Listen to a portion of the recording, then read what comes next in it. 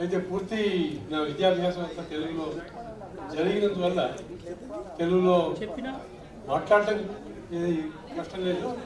అయితే ఉపన్యాసాలు ఇచ్చే అలవాట్లేదు తెలుగులో, కాబట్టి మధ్య మధ్యలో ఇంగ్లీష్లో లేక కన్నడ మాటలు దొరలచ్చు, క్షమించండి.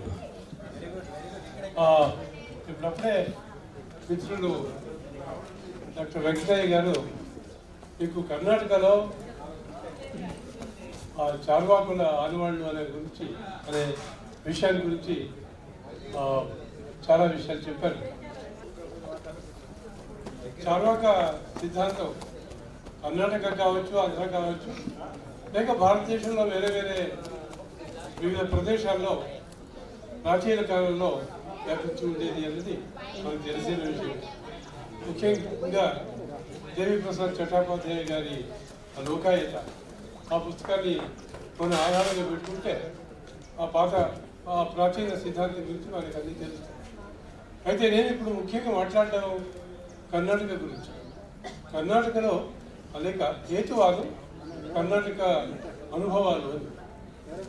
సో చార్వాక గురించి వెంకటయ్య గారు చెప్పారు. దాన్ని పక్కకు పెట్టి తర్వాత ఏం నడిచింది, ఏం జరిగింది అనే దాని మీద నేను కేంద్రీకరిస్తాను క్లుప్తంగా. ఆ తర్వాత కర్ణాటకలో వచ్చింది ముందే ఉన్న సనాతన లేక వైదిక ధర్మం. అప్పుడు హిందూ ధర్మం అని, హిందూ మతం అని పేరు లేదు, అదందరికీ తెలిసిన విషయం. అప్పుడు ఉన్నది వైదిక ధర్మం. దాని తర్వాత దానికి విరోధంగా వచ్చింది ముఖ్యంగా బౌద్ధం. మీరు అంబేద్కర్ గారి ఆ పుస్తకం రెవల్యూషన్ అండ్ కౌంటర్ రెవల్యూషన్ అది చదివితే ఎట్లా బౌద్ధం వచ్చిన తర్వాత దాని విరుద్ధంగా సనాతన వాదులు ఎట్లా పనిచేశారు, దాని ఫలితంగా ఎట్లా బౌద్ధం కూడా నిదానంగా భారతదేశం నుంచి, ముఖ్యంగా కర్ణాటక నుంచి కూడా మాయమైంది అని అది తెలిసిన విషయం. ఇంకో ముఖ్యమైన మతం జైన మతం. మనందరికీ తెలిసినట్టు జైన మతం ఒక నాస్తిక మతం. అయితే ఇప్పటి పరిస్థితి చూస్తే జైనులు ఈ హిందువులు అనేవాడే వాళ్ళకంటే ఎక్కువగా సనాతన వాదులు అయినారు. దానికి చాలా హిస్టారికల్ కారణాలు ఉంటాయి, చారిత్రక కారణాలు ఉంటాయి. ఆ కారణాలకి ఇప్పుడు మనం పోవడం లేదు. అయితే అదొక ముఖ్యమైన విషయం మనం గుర్తు పెట్టుకోవాలి. బౌద్ధుల కంటే కర్ణాటకలో జైనులు చాలా మంది ఉన్నారు. చాలా పల్లెల్లో పూర్తిగా జైన్లే ఉన్నారు. అయితే వాళ్ళ ఆచారాలు అన్నీ కూడా హిందూ మతావలంబులు ఎవరు ఉన్నారో వాళ్ళ ఆచారాలు మాదిరే ఉంటాయి. సో వీళ్ళిద్దరిని వదిలితే తర్వాత మనం ముఖ్యంగా గుర్తుపెట్టుకోవాల్సింది కర్ణాటక చరిత్రలో 12వ శతాబ్దం. అందరికీ ఇప్పుడు బసవేశ్వరుడి పేరు తెలుసు, బసవಣ್ణ. ఆ బసవಣ್ణ ఒక రకమైన సామాజిక విప్లవాన్ని సృష్టించాడు, కలుగజేశాడు. కర్ణాటకలో ఆయన్ని క్రాంతియోగి బసవಣ್ణ అనే పలుస్తారు. అయితే ఒకటి ఆయన మాట్లాడినప్పుడు క్రాంతి అన్నప్పుడు విప్లవం అంటే ఓవరాల్ టోటల్ రెవల్యూషన్ అర్థం చేసుకున్నాం. అంటే ఎకనామిక్ స్ఫియర్లో కూడా, ఆర్థిక క్షేత్రంలో కూడా, అంటే ఈ ప్రొడక్షన్ రిలేషన్స్ ఏముంటాయో వాటిని కూడా పూర్తిగా మార్చినప్పుడు మనం మామూలుగా విప్లవం అంటాము, లేక క్రాంతి అంటాము. అయితే అప్పుడు ఆ టైంలో 12వ శతాబ్దంలో బసవేశ్వరుడు ఈ ఆర్థిక విషయాన్ని ఎక్కువగా గుర్తుకోలేదు. అయితే సామాజికంగా మరి ధార్మికంగా చాలా ముఖ్యమైన చేంజెస్ చేయడానికి ఆయనకు సాధ్యమైంది. ఒకటి ముఖ్యంగా ఈ దేవాలయ ఆచారాలు ఉంది కదా, దేవాలయ సంస్కృతి, దాన్ని పూర్తిగా ఆయన విరోధించారు. కాబట్టి ఇష్టలింగ అని ఒక కాన్సెప్ట్ ఆయన ప్రవేశపెట్టాడు. అయితే ఏ భక్తుడు కూడా, అంటే ఆయన దేవుడి ఉనికిని నిరాకరించలేదు, దేవుడిని నమ్ముతూనే. అయితే ఈ దేవుడిని మీరు అర్థం చేసుకోవాలంటే, లేక దేవుడి దగ్గరికి వెళ్ళాలంటే మధ్యవర్తి పూజారి అవసరం లేదు. నీకు దేవుడికి మధ్య ఇంకెవరు ఉండక్కర్లేదు, నీవు నేరుగా దేవుడితో సంభాషించవచ్చు, దేవుడిని పూజించవచ్చు అని ఇష్టలింగ అనే ఒక కాన్సెప్ట్ దాన్ని ప్రవేశపెట్టి ఎవరైనా ఇప్పుడు కూడా లింగాయతులు వాళ్ళ దారిని ధరించి ఉంటారు. దానిలో ఒక లింగం ఉంటుంది, లేక చేతి మీద లింగాన్ని పెట్టుకొని దాన్ని పూజ చేస్తారు. సో లింగాయత ధర్మం ప్రకారం వాళ్ళు ఏ దేవస్థానానికి ఏ దేవాలయానికి కూడా పోకూడదు. అయితే ఇక్కడ మళ్ళీ పరిస్థితి ఎట్లా ఉందంటే, ఇప్పటి లింగాయతులు నేను అప్పుడే జైనుల విషయంలో చెప్పినట్టు హిందువుల కంటే కూడా ఎక్కువగా వాళ్ళు దేవాలయాలకు పోతారు, సత్యనారాయణ పూజలు చేస్తారు, లక్ష్మీ పూజలు చేస్తారు. అంతేకాకుండా ఉత్తర కర్ణాటక ప్రాంతం ఉంది కదా, అంటే ఈ తెలంగాణకి బార్డర్లోనే రాయచూరు, బీదర్, బిజాపూర్, అక్కడ వీళ్ళ ప్రాబ్లం ఎక్కువ, లింగాయతుల ప్రాబ్లం ఎక్కువ. అక్కడ హిందూ సనాతనవాదం కూడా ఎక్కువగా ఉంది. ఆర్ఎస్ఎస్ కూడా అక్కడ, ముఖ్యంగా బీజేపీకి చాలా సపోర్ట్ కూడా వాళ్ళ నుంచి వస్తుందన్నమాట. ఇవన్నీ విపర్యాసాలు, కాంట్రడిక్షన్స్. మనం ఆ ధర్మాలు ఏం చెప్తాయి, ఆ మతాలు సిద్ధాంతాలు ఏం చెప్తాయి అనేది చూస్తే, ఇప్పుడు వీళ్ళు ఏం ఆచరణలో పెట్టున్నారు అని చూస్తే ఆ సిద్ధాంతానికి వీళ్ళ ఆచరణకి డైమెట్రికలీ అపోజిట్ అన్నది మనం అర్థం చేసుకోవచ్చు. మరొక చాలా ముఖ్యమైన విప్లవాత్మకమైన మార్పు ఆయన తెచ్చింది. ఇప్పటికీ కూడా కూడల సంగమ దేవ అన్న ఆ ప్రదేశంలో అనుభవ మంటప అని ఒక సంస్థ కాదు, అదొక వ్యవస్థ. బసవಣ್ణ బిజ్జళ అనే ఒక రాజు ఆస్థానంలో కోశాధికారిగా ఉన్నాడు, అంటే మంత్రి, మినిస్టర్ ఆఫ్ ఎక్స్చెకర్ అని కావాల్సింటే అనుకోవచ్చు. పుట్టుకతో అతను బ్రాహ్మణుడు. అయితే చాలా చిన్నప్పుడే అతను తన జంధ్యాన్ని పీకేశాడు. అంత మాత్రం కాకుండా తన జీవితాంతం పూర్తిగా ఒక అబ్రాహ్మణుడిగానే జీవితం నడిపాడు. ఆ అనుభవ మంటపంలో సమాజంలో ఉన్న ప్రతి ఒక్కరూ కూడా వచ్చి పాల్గొనడానికి అవకాశం ఉండేది. ప్రతి ఒక్కరు, ఎందుకంటే ఆ కాలంలో 12వ శతాబ్దం మీరు గుర్తు తెచ్చుకోండి. పై వర్గాలు మాత్రమే, ముఖ్యంగా బ్రాహ్మణులు, తర్వాత కొద్దిగా క్షత్రియులు, వీళ్ళు ముఖ్యంగా బ్రాహ్మణులు మాత్రమే వచ్చి ఇటువంటి చర్చల్లో పాల్గొనడం కానీ చదవడం కానీ నడిచేది. అయితే బసవಣ್ణ లీడర్షిప్లో ఆ అనుభవ మంటపాలు ప్రతి ఒక్కరూ రావడానికి సాధ్యమైంది. అట్టడుగు కులాల వాళ్ళు కూడా అప్పుడు వచ్చి అనుభవంలో ఆ చర్చల్లో పాల్గొనేవాళ్ళు. ఇంకొక చాలా ముఖ్యమైన విప్లవాత్మకమైన మార్పు ఏంటంటే స్త్రీలకు కూడా అనుభవ మంటపాలో పాల్గొనడానికి ఆయన అవకాశం కల్పించారు. అంత మాత్రం కాకుండా అంతవరకు కూడా కొద్దిగా శిష్ట సాహిత్యం, అంటే సంస్కృతం ఎక్కువగా వాడే భాష కన్నడలో కూడా ఉండేది. అయితే వచన చదువని ఆయన రాసినవన్నీ, ఆయన తర్వాత ఆయన ఫాలోయర్స్ వాళ్ళు రాసినవన్నీ వచన అంటారు. తెలుగులో వచన అంటే గద్యమని, ప్రోజని. అయితే కన్నడంలో వచన సాహిత్య అనే ఒక ప్రకారం ఉంది. ఆ వచన చదువులో వచ్చిన వచనాలు ఇటువంటి ఆయనకి చాలా అట్టడుగు కులాల నుంచి వచ్చిన వాళ్ళు, పురుషులు, తర్వాత మహిళలు అందరూ కూడా కావ్యాలు, కవితలు రాసేటటువంటి శక్తిని కూడా వాళ్ళు సంపాదించుకున్నారు. అల్లమ ప్రభు పేరు అప్పుడే వచ్చింది.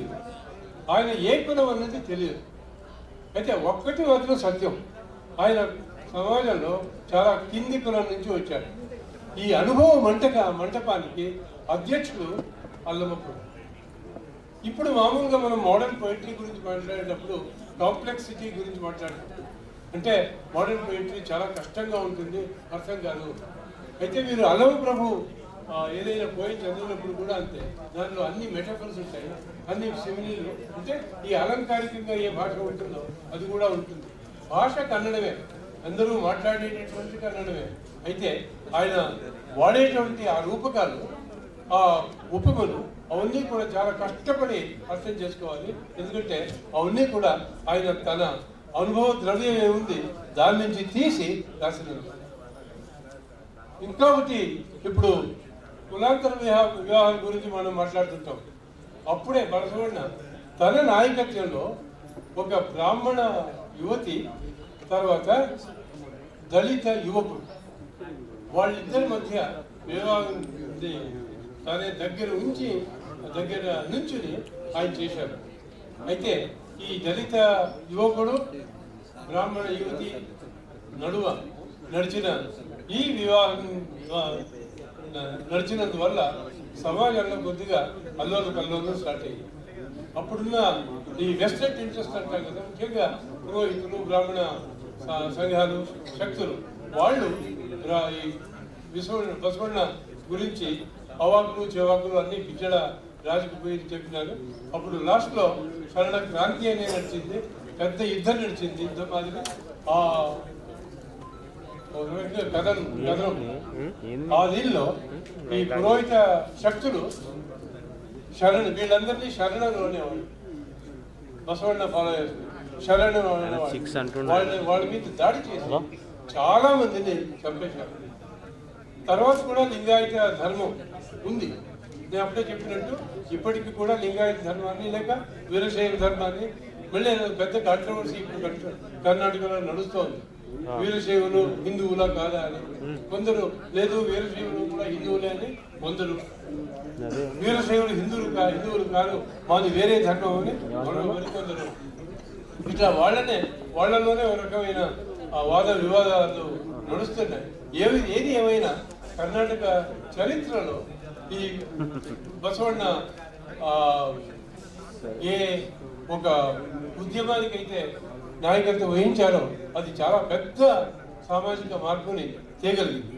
అయితే ఆ తర్వాతి కాలంలో వచ్చిన లేక జరిగిన కొన్ని చారిత్రాత్మక సంఘటనల వల్ల మళ్ళీ పరిస్థితి మొదటికే వచ్చింది. లింగాయతులు లేక వీరశైవులు అనబడే వాళ్ళు కూడా అన్ని హిందూ పండుగలు చేస్తారు, హిందువుల మధ్య జాతకాలు చూస్తారు, హిందువుల మధ్య కొందరు ఈ బ్రాహ్మణులను కూడా పిలిచి తమ పెళ్ళిళ్ళు కూడా చేస్తున్నారు. ఇది మన సమాజంలో ఉన్నటువంటి వాస్తవం, మనం రిజెక్ట్ చేయలేనటువంటి వాస్తవం ఇది. ఆ తర్వాత మనం వచ్చేది ఆధునిక కాలంలోకే 19వ శతాబ్ది కడపటి భాగంలో అందరికీ తెలిసినట్టు జ్యోతిబా ఫులే వచ్చారు, సావిత్రిబాయి వచ్చారు. అయితే ఆ చేంజెస్ అన్నీ ఎక్కువగా మహారాష్ట్రలో నడిచాయి.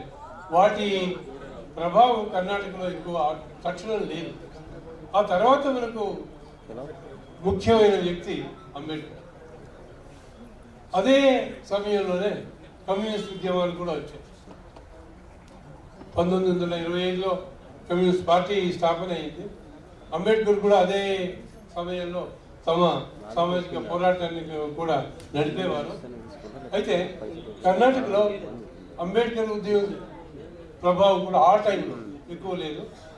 అయితే సమాజవాదం సోషలిస్ట్ ఉద్యమం ప్రభావం అప్పుడు మనకు కనబడుతుంది.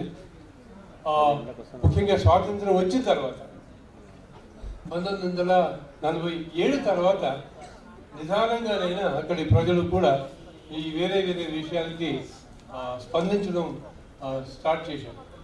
దానివల్ల చాలా చోట్ల కర్ణాటకలో ఈ హేతువాద సంఘాలు కూడా నెలకొల్పబడ్డాయి. దానిలో కొన్ని ముఖ్యమైనవి అంటే, ఒకటి మన నరేంద్ర నాయక్ గారు ఏ ప్రాంతం నుంచి వచ్చారో మంగళూరు, అది అక్కడ దక్షిణ కన్నడ విచారవాది సంఘాలు, కన్నడలో విచారవాది సంఘం అంటారు, మనం దక్షిణ కన్నడ హేతువాద సంఘం. అదే రకంగా ఉడిపి అనే ఒక ఊరు ఉంది, మీ అందరికీ వినే ఉంటారు. Udupi so called religious place, ఈ మఠాలు ఉన్నాయి. అక్కడ కూడా హేతువాద సంఘం ఒకటి స్టార్ట్ అయింది. బెంగళూరులో బిఈఎల్ విచారవాది సంఘాలు స్టార్ట్ అయింది. భారత్ ఎలక్ట్రానిక్స్ లిమిటెడ్ ఆ ఫ్యాక్టరీలో విచారవాది సంఘం హేతువాద సంఘం ఒకటి స్టార్ట్ అయింది. ప్రొఫెసర్ ధర్మలింగం తమిళనాడు చెందిన హేతువాది, ఆయన్ని పిలిపించి అక్కడ వాడి హేతువాదాన్ని ప్రచారం చేయడానికి ప్రయత్నం చేశాడు. అయితే కొన్ని నాళ్ళు లేక కొన్ని ఏళ్ళు అది చాలా ఉధృతంగానే పనిచేసినా కూడా తర్వాత ప్రారంభంలో ఎవరైతే దానిలో చాలా యాక్టివ్గా పార్టిసిపేట్ చేసేవాళ్ళో వాళ్ళంతా రిటైర్ అయిన తర్వాత ఇప్పుడు బిఈఎల్ విచారవాది సంఘ లేక హేతువాది సంఘం పేరుకు ఉంది, అయితే ఎక్కువ యాక్టివ్గా లేదు అనే చెప్పాలి. తర్వాత అఖిల కర్ణాటక హేతువాది సంఘం ఈ సంబంధంలో నేను అప్పుడే నాయక్ గారి గురించి చెప్పినందువల్ల అందరికీ ఇక్కడ పరిచయం ఉంది. నాయక్ గారి it is almost like a one man army. FIRA president ఆయన, federation of Indian nationalist associations. దానికంటే ముఖ్యంగా like a one man army he goes around దేశంలో చాలా చోట్ల పర్యటించి ప్రతి చోట కర్ణాటకలో దాన్ని పవాడ బయలు కార్యక్రమం అంటారు. పవాడ అంటే మిరకల్, ఈ మ్యాజిక్ అని అంటారు కదా, అది ఆ పవాడ బయలు. ఇవన్నీ కూడా ఏవేవో మిరకల్స్ అని చేస్తామని అంటారు కదా, వాళ్ళందరినీ కూర్చోబెట్టి లేక అందరూ దానిలో ఎవరైతే దానిలో నమ్ముతారో వాళ్ళందరినీ చేర్చి సభ చేసి వాళ్ళు చేసేదంతే ఇంతే, దానిలో ఏ అతిమానుష శక్తులు కూడా లేవు అని ప్రూవ్ చేస్తూనే ఉన్నారు. ఇక్కడికి కూడా నిన్న బెళగాం మహారాష్ట్ర అక్కడి నుంచి వచ్చారు. సో నెలలో ఒక 20 రోజులు ఆయన బయటే ఉంటారు.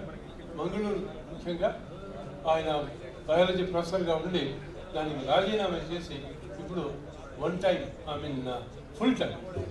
Time rationalist, full time rationalist activist. So కర్ణాటకలో హేతువాదం అంటే ఇప్పుడు ముఖ్యంగా నాయక్ గారి పేరు ఎప్పుడు నిలబడుతూనే ఉంటుంది. అంతకుముందు అబ్రహాం కోవూర్ కూడా కర్ణాటకకి వచ్చారు. ఆ సమయంలో ఆయన ఉపన్యాస ప్రభావానికి లోబడి చాలామంది ఆయన దారి తొక్కిన వివరాలు కూడా ఉన్నాయి. ఇంకా వేరే 2 సంఘాలు దాని గురించి చెప్పాలంటే అఖిల కర్ణాటక విచారవాది ట్రస్ట్. నేను ఆ సంఘంలో ఉన్నాను. ప్రారంభంలో దాన్ని మేము అఖిల కర్ణాటక విచారవాది సంఘ అన్నాము. తర్వాత కొన్ని టెక్నికల్ రీజన్స్ వల్ల దాన్ని రిజిస్టర్ చేసేటప్పుడు తర్వాత వచ్చే కొన్ని సమస్యలు వస్తాయని చెప్పి దాన్ని ట్రస్ట్గా చేశాను దాన్ని. అయితే దానికి మామూలుగా మాట్లాడేటప్పుడు దాన్ని అఖిల కర్ణాటక విచారవాది సంఘాన్ని అంటాం, అఖిల కర్ణాటక హేతువాది సంఘం. దానికి ప్రొఫెసర్ ఏఎస్ నటరాజ్ అనే ఆయన దాని అధ్యక్షుడు, నేను దాని ఉపాధ్యక్షుడుగా one of the vice presidents. ఒక్కడే ఉపాధ్యక్షుడు లేరు, కొందరు ఉన్నాం. అండ్ ఆయన one of the vice presidents of Akhila Karnataka Vicharavadi trust. ఇవన్నీ సంస్థాగతంగా నడుస్తున్న పనులు. అదే రకంగా వ్యక్తిగతంగా చాలా పనులన్నీ నడిచాయి. ఒక ఆయన శివమొగ్గ సైడు వసుదేవ భూపాలం అని ఉండేవారు. ఆయన ఒక పుస్తకం వచ్చింది, దేవుడు సత్తా అంటే దేవుడు చచ్చాడు. ఆ పుస్తకం వచ్చిన తక్షణమే కర్ణాటకలో పెద్ద అలజడి నడిచింది. ఈయన దేవుడు చచ్చాడంటే ఇంక కొందరు దేవుడు పుట్టనే లేదు కదా ఎట్లా చేస్తాడు. సో ఆ ప్రశ్న కూడా వచ్చింది. అయితే మిగిలిన వాళ్ళు దేవుడు ఉన్నాడు అని చాలా గట్టిగా నమ్మేవాళ్ళు ఈయన దేవుడిని చంపేస్తున్నారు కదా అని ఆయన మీద ఆయన దానికి ప్రయత్నం చేశారు. ఆయన కొద్దిగా భయంలోనే మిగిలిన జీవితం గడిపాడు. అయితే ఇప్పటికీ కూడా ఆ దేవుడు సత్తా లేక దేవుడు తెచ్చాడు అనే పుస్తకం ఉంది కదా, దాన్ని ఇప్పటికీ కూడా చాలామంది ఈ రేషనలిస్ట్ భావాలకి దానిలో ఆసక్తి ఉన్నవాళ్ళు చదువుతుంటారు. అదే రకంగా ఇంకో పుస్తకం ఉంది, అది దేవరు. పుస్తకం పేరు దేవరు. దాన్ని రాసిన ఆయన ఏ నరసింహమూర్తిరావు అని. ఆయన కూడా ఒక రేషనలిస్ట్. దానికి ఒక అకాడమీ అవార్డు కూడా వచ్చింది. రేషనలిజం గురించి కర్ణాటకలో రేషనలిజం గురించి మాట్లాడేటప్పుడు తప్పకుండా ఆ పుస్తకం ప్రస్తావించడం జరుగుతుంది. ఇంకొక చాలా ముఖ్యమైన వ్యాసం ఉంటుంది, అది శివరామ్ కారంత్ అని ఆయన రాసింది. చాలా మందికి శివరామ్ కారంత్ ఒక జ్ఞానపీఠ అవార్డు విన్నారని తెలుసు. తర్వాత ఆయన యక్షగాన ఎక్స్పర్ట్ అని. ఆయన ఒక చిన్న వ్యాసం ఉంది, ನಮ್ಮ ಅಳತೆಯನ್ನು ಮೀರಲಾರದ ದೇವರು. ನಮ್ಮ ಅಳತೆಯನ್ನು ಮೀರಲಾರದ ದೇವರು అంటే మన కొలతని మీరలేని దేవుడు. అంటే ఈ దేవుడు అనేది మన కల్పన కాబట్టి, సృష్టి కాబట్టి దేవుడు ఎట్లా ఉంటాడంటే మనం ఎట్లా అనుకుంటే అట్లా ఉంటాం. అంటే దేవుడికి ముఖం ఉంటుంది, మనకు ముఖం ఉన్నట్టే. దేవుడు మనకంటే గొప్పవాడు కాబట్టి 4 చేతులు ఇస్తాం, మనకు 2 ఉంటాయి. కావాల్సింటే 4 కాళ్ళు కూడా ఇచ్చుకోవచ్చు. మరి చిక్కినవన్నింటినీ కూడా మనం దేవుడిగా చేసుకోవచ్చు. అయితే ముఖ్యంగా చాలా రేషనలిస్ట్ ఈ హేతువాద దృష్టి పెట్టుకుని ఆయన ఆ వ్యాసం రాశాడు. చిన్న వ్యాసమే, అయితే అది చాలా ఈ పాఠ్య పుస్తకాల్లో కూడా పోయి ఈ విద్యా సంస్థల్లో విద్యార్థులకు కూడా వాళ్ళని ప్రభావితం కూడా చేసినందువల్ల నేను ఆయన పేరుని మెన్షన్ చేశాను. మరొక చాలా ముఖ్యమైన వ్యక్తి కువెంపు. కువెంపు పేరు అందరికీ తెలుసు. ఆయన జ్ఞానపీఠ అవార్డు గ్రహీత, నవలాకారుడు, నాటక రచయిత. ముఖ్యంగా ఆయన్ని ఎక్కువగా గుర్తుపెట్టుకునేందుకు ఒక కాన్వకేషన్లో, ఒక యూనివర్సిటీ కాన్వకేషన్లో ఆయన ఇచ్చిన ఉపన్యాసం విచార క్రాంతికే ఆహ్వానం. విచార క్రాంతి, హేతువాద విప్లవానికి ఆహ్వానం. అక్కడున్న అందరినీ యువజనుల్ని అడ్రస్ చేస్తూ ఆయన మాట్లాడింది హేతువాదం గురించి. ఇక మీదట ఈ పాత సిద్ధాంతాలు ఏమున్నాయో, ధర్మాధారిత మతాధారిత సిద్ధాంతాలు ఏమున్నాయో అవన్నీ పక్కకు పెట్టి మనం ముందుకు వెళ్ళాలి. మనం అందరూ కూడా విశ్వ మానవులు కావాలి. ఆయన చెప్పేది పుట్టినప్పుడు అందరూ కూడా విశ్వ మానవులుగా ఉంటారు. అయితే పెరుగుతూ మనమంతా అల్ప మానవులు అవుతాము. ఈ అల్ప మానవత్వం నుంచి మళ్ళీ మనం విశ్వ మానవత్వం వైపు వెళ్ళాలి. ఆయన మాటల్లో కూడా గుడి, చర్చు, మసీదు ఎక్కడన్నా బిట్టు హరబంది అంటారు. గుడి, దేవస్థానం, చర్చి, మసీదు ఈ అన్నిటినీ పక్కకు పెట్టి మీరు బయటికి రండి, ఫ్రీ కండి అని మాట్లాడతారు. ఈ కువెంపు గారి చాలా ముఖ్యమైన మరొక విప్లవాత్మకమైన చర్య ఏంటంటే మంత్ర మాంగళ్యాలు. ఇంతవరకు మోహన్ రావు గారు చాలామంది పెళ్ళిళ్ళు ఎట్లా నడుస్తాయి అనే గురించి వాళ్ళ స్టేట్స్లో, ఇప్పుడు కర్ణాటకలో అందరూ కాకపోయినా కొందరు ఈ మంత్ర మాంగళ్య అన్నదాన్ని పెట్టుకుని ఇక్కడ బ్రాహ్మణులు, సంస్కృత శ్లోకాలు, పూజలు, వేరే ఆచరణలు ఏవి ఉండవు. అయితే కువెంపు గారే ఒక టెక్స్ట్ రెడీ చేశారు. ఆ టెక్స్ట్లో భార్య భర్త ఎవరు అవుతారో వాళ్ళు ఒకరినొకరిని ఉద్దేశించుకొని నేను నీకు I will remain faithful to you and she will also say I will remain faithful to you అని. ఈ రకంగా పరస్పర భావాన్ని ఎక్స్చేంజ్ చేసుకుని వాళ్ళిద్దరూ భార్య భర్తలు అవుతారు. అది కొందరు యువకులు ఈ భావాల పట్ల ఆకర్షింపబడి అదే రకంగానే తర్వాత వాళ్ళు వెళ్ళి రిజిస్ట్రేషన్ ఆఫీసులో రిజిస్టర్ చేయడం అది కూడా నడుస్తూ ఉంటుంది. మరొక ముఖ్యమైన వ్యక్తి హెచ్ నరసింహయ్య. అప్పుడే ఈరోజు పొద్దున్న ఆయన ఫోటోను కూడా ఇక్కడ అన్వీల్ చేశారు.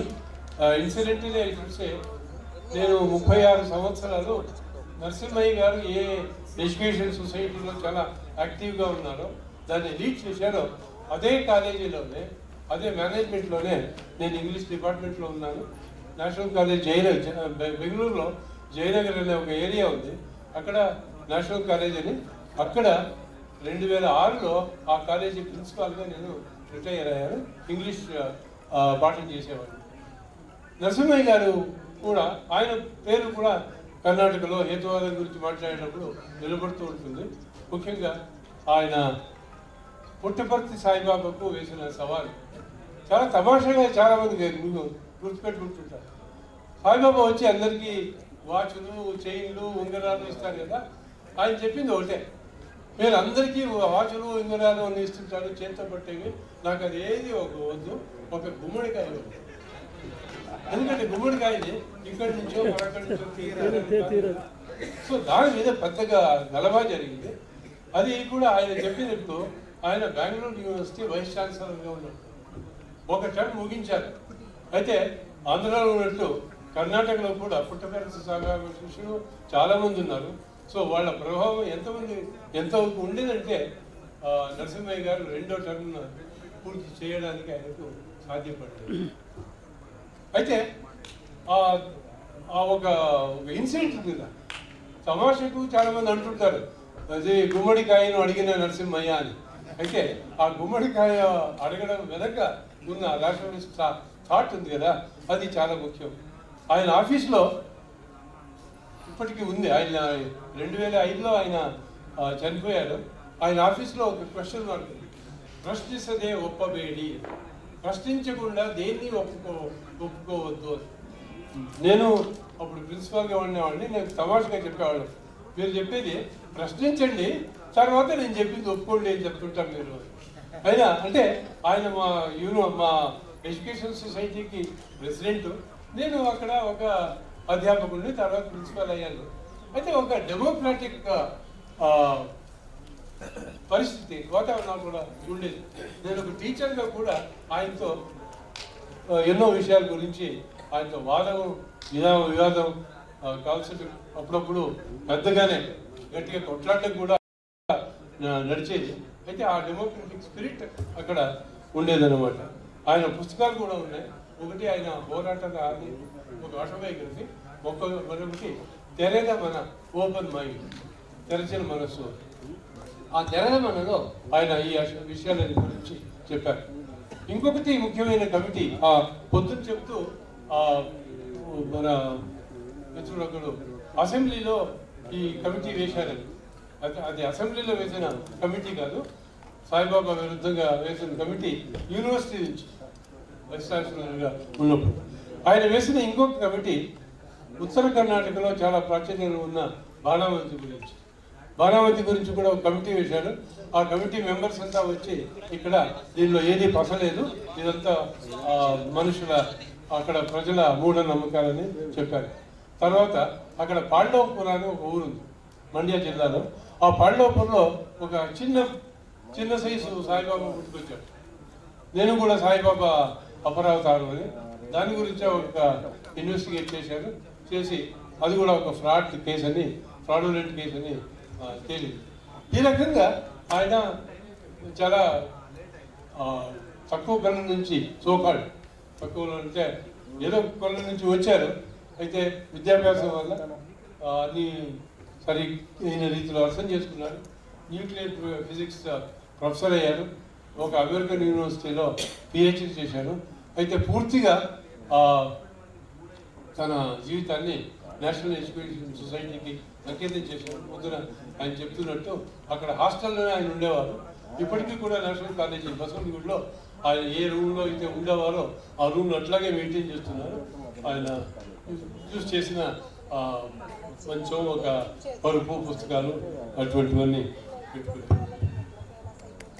ఇప్పటి వరకు నేను కర్ణాటకలో కొన్ని సంస్థాగత ప్రయత్నాలు, తర్వాత వ్యక్తిగత ప్రయత్నాల గురించి కూడా చెప్పాను. ఇంకా కొన్ని ఉన్నాయి. ఒకటి బ్రేక్ త్రూ సొసైటీ. ఆ బ్రేక్ త్రూ సొసైటీ కర్ణాటక బయట కూడా ఉంది అని అనుకుంటాను. ఈ గ్రహణం అయినప్పుడు, సూర్యగ్రహణం, చంద్రగ్రహణం ఇవన్నీ నడిచినప్పుడు వాళ్ళు పబ్లిక్గా ఇది భోజనాలు కూడా అవి అరేంజ్ చేస్తారు. మళ్ళీ మనం నరసింహయ్య గారికి వెళ్తే ఆయన కూడా కాలేజీలో ప్రిన్సిపాల్గా ఉన్నప్పుడు నేషనల్ కాలేజీలో గ్రహణాలు అవన్నీ వచ్చినప్పుడు అందరినీ పిలిచి ఆ టైంలో సరిగ్గా భోజనాలు పెట్టేవారు. అంటే ఒక ఎడ్యుకేషన్ ఇన్స్టిట్యూషన్కి హెడ్గా ఉన్నా కూడా మామూలుగా ఎడ్యుకేషన్ ఇన్స్టిట్యూషన్ హెడ్గా ఉన్న వాళ్ళు ఇవన్నీ చేయడానికి భయపడతారు. మన కాలేజీ మళ్ళీ ఎవరు చేయాలి అట్లా ఇట్లా. అయితే ఈయన దాన్ని పెద్దగా పట్టించుకోకుండా ఇటువంటి పనులు కూడా చేసేవారు. ఎమ్మెల్సీ కూడా అయ్యారు. ఇవన్నీ కాకుండా కర్ణాటకలో కూడా సోషలిస్ట్ ఉద్యమం, కమ్యూనిస్ట్ ఉద్యమం ఇవన్నీ వచ్చాయి. వాళ్ళు కూడా హేతువాద ఉద్యమం అని, తమను తాము ఉద్యమకారులు అని తమను తాము పిలుచుకోకపోయినా కూడా ఈ హేతువాదాన్ని వాళ్ళు కూడా సమర్థించేవాళ్ళు. ఉదాహరణకి నేను ఇంకొక మాస్ ఆర్గనైజేషన్ ఉంటుంది, కర్ణాటక జనశక్తి అని. అది ముఖ్యంగా youth organization. I happen to be one of the honorary vice presidents of that. దాంట్లో ఎక్కువగా ఉన్నది యువకులు. అక్కడ మేము హేతువాదం గురించి ఎక్కువ మాట్లాడపోయినా కూడా అన్ని సామాజిక విషయాల గురించి, సామాజిక సమస్యల గురించి, పొలిటికల్, ఎకనామిక్ అండ్ సోషల్, ఇవన్నీ మాట్లాడినప్పుడు కూడా హేతువాదాన్ని వెనక అంటే ఆధారంగా పెట్టుకుని మేము మాట్లాడుతుంటాం. కాబట్టి ప్రాక్టికల్గా మేము చేసే ఎన్నో కార్యక్రమాల ద్వారా కూడా మేము ఈ హేతువాదాన్ని వాళ్ళలో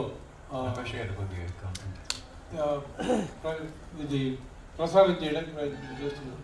ఇంకొక ముఖ్యమైన విషయం కర్ణాటకలో వచ్చిందంటే, మహారాష్ట్రలో మీకు తెలిసినట్టు దబోల్ గారు మహారాష్ట్ర అంధ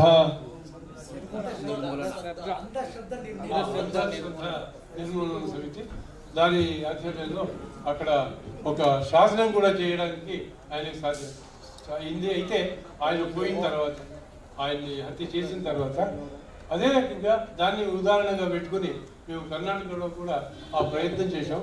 మేము అంటే అఖిల కర్ణాటక విచారవాది ట్రస్ట్, తర్వాత అక్కడ national law school, national law school of India university, మా అసోసియేషన్, తర్వాత ఎన్ఎల్ఎస్ నేషనల్ లా స్కూల్ ఇద్దరు చేరి ఒక టెక్స్ట్ డ్రాఫ్ట్ని కర్ణాటక గవర్నమెంట్కి మేము సమర్పించాం.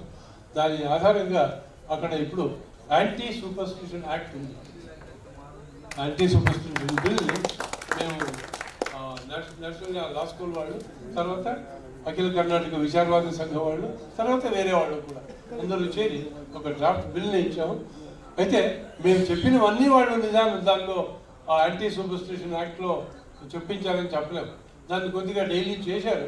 అప్పటికి అటువంటి ఆ పేరిట ఒక శాసనం అయితే, ఒక చట్టం అయితే ఉంది. అయితే కడపట్ట నేను ముగించే స్టేజ్కి వచ్చాను. ఇంత అయినా కూడా, ఇవన్నీ ప్రయత్నాలు అన్నీ నడిచినా కూడా, ఆల్మోస్ట్ అన్ని స్టేట్స్లో ఉన్నట్టే కర్ణాటకలో కూడా ఇంకా ఈ మతాలు కూడా చాలా ఉన్నాయి. నాకు చాలా ఆశ్చర్యం ఏంటంటే, తెలంగాణ ఉద్యమాలకి పెట్టిన పేరు, ఈ తెలంగాణలో కూడా బీజేపీ చాలా ప్రారంభానికి వస్తున్నది నాకు ఆఘాతకరం, అంటే షాకింగ్. నేను ఎప్పుడు కూడా తెలంగాణలో బీజేపీ ఆర్ఎస్ఎస్ పెరగొచ్చింది ఎప్పుడు అనుకోలే. అయితే ఈ మధ్యన బీజేపీ వాళ్ళు కూడా తెలంగాణ అనేటువంటి ప్లేస్లో ఇక్కడ పెద్ద ఉద్యమం నడిచింది, ప్రజా పోరాటాలు నడిచాయి. సో ఈ ఒక్క ఉదాహరణ తీసుకుంటేనే నిదానంగా అయినా కూడా, ముఖ్యంగా తర్వాత 1990 తర్వాత ఈ ఎల్పిజి వల్ల లిబరలైజేషన్, ప్రైవేటైజేషన్, గ్లోబలైజేషన్ అనేది మన బుద్ధి, వివేచన శక్తి దాని మీద ఎంత ప్రభావాన్ని చూపించింది. తర్వాత ఈ కమ్యూనల్ ఫోర్సెస్, మతవాదులు ఏ రకంగా మనల్ని అందరినీ, ముఖ్యంగా యువతను కూడా ప్రభావితం చేస్తున్నారు. ఇవన్నీ చూసినప్పుడు మనం చేయాల్సిన పని చాలా ఉంది. అక్కడ ఇక్కడ వ్యక్తిగతంగా, సంస్థాగతంగా పనులు నడుస్తున్నాయి. అన్ని స్టేట్స్లోనూ నడుస్తుంది. ఎక్కువగా నార్త్ ఇండియాలో లేదు, అయితే సౌత్ ఇండియాలో నడుస్తున్నది ఒక మంచి విషయమే. అయినా కూడా ఏదైతే నడుస్తుందో అది చాలదు, ఇంకా ఆ దిక్కులో మనం చాలా దూరం వెళ్ళాల్సింది అని చెప్తూ ఈ సభలో పాల్గొనడానికి నాకు అవకాశం ఇచ్చినందువల్ల మానవ వికాస వేదికకు, ముఖ్యంగా మిత్రుడు సాంబశివరావు గారికి, ఆయన బెంగళూరుకి వచ్చినప్పుడంతా మేము కలుస్తుంటాం. ఆయన ద్వారానే నేను మానవ వికాస వేదిక గురించి తెలుసుకున్నాను. మీ అందరికీ నమస్కారాలు చెప్తూ నా మాట ముగిస్తాను. నమస్కారం.